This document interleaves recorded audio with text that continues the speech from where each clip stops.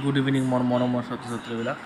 তো আজি মই তোমালোকৰ বৰগীত পাঠটো আকৌ মই বুজাই দিম। তো হাফেলি এক্সাম আহি পৰিছে, তো তোমালোকৰ পাঠবিলাক এক্সপ্লেইন কৰিব লাগে, কাৰণ সেই পাঠৰ পৰাই কেতিয়া কেতিয়া কুৱেশ্যন সুধিব পাৰে। তো তোমালোকৰ বাবে মই এই ভিডিঅ'টো আকৌ লৈ আহিছোঁ। তো বৰগীত পাঠটোৰ ৰচক হৈছে শ্ৰী শ্ৰী মাধৱদেৱ। তো আৰু এইটো ৰাগ বসন্তৰ পৰা এইটো লোৱা হৈছে। তো এইটোৰ ফাৰ্ষ্ট পাঠটো হৈছে যে হৰি হেৰৰে বাপ পচিলে হৰণে নেৰিবা বান্ধৱ মোক জীৱনে মৰণে। হৰি মানে ভগৱান শ্ৰীকৃষ্ণৰ কথা কৈ আছে, বাপ পচিলে হৰণে, যে তোমাক মই হৰণ কৰিছোঁ হৰি, নেৰিবা বান্ধৱ মোক জীৱনে মৰণে, যে জীৱনে মৰণে তুমি মোক হাতী হ'বা। হনক সনন্দ যোগী যাহকে দিয়াই সকল নিগমে যাক বিচাৰি নাপায়, হনক সনন্দ যোগী যাহকে দিয়াই।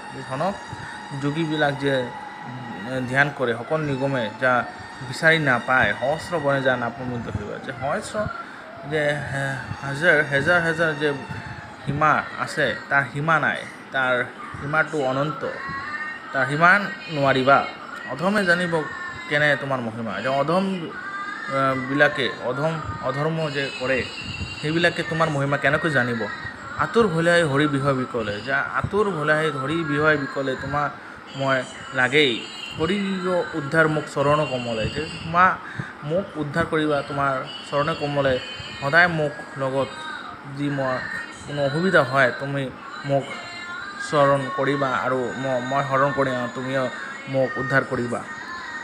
তোমাৰ চৰণ দুই মোৰ মহাদন, যে তোমাৰ যিটো পাদুকা আছে এইটো মোৰ মহাদন। ভকতজনে নিজ তুমিয়ে জীৱন, যে ভক্তবিলাক যিবিলাক আছে তোমাৰেই জীৱন। কৃপা সাগৰ কৃপা কৰোঁ একবাৰ, যে কৃপাৰ সাগৰ দয়ালু ভগৱান তুমি মোৰ কৃপা কৰোঁ তুমি একবাৰ। কাতৰ কৰিয়া লৈ শৰণ তোমাৰ, যে কাতৰ হৈ যে কান্দি আছে যে ভক্তবিলাকে তোমাৰ শৰণ পাবলৈ। কৃপা কৰ নাৰায়ণ স্বৰ মোহ পায়, যে কৃপা কৰোঁ মোৰ ভগৱান শ্ৰীকৃষ্ণ, তোমাৰ যিটো আমাৰ যে সংসাৰৰ পৰা যে মোহমায়া আছে, মায়াৰ বন্ধন যে আছে, এইটো ত্যাগ কৰি দিয়া মোক, যে ইয়াৰ পৰা মোক মুক্ত কৰা।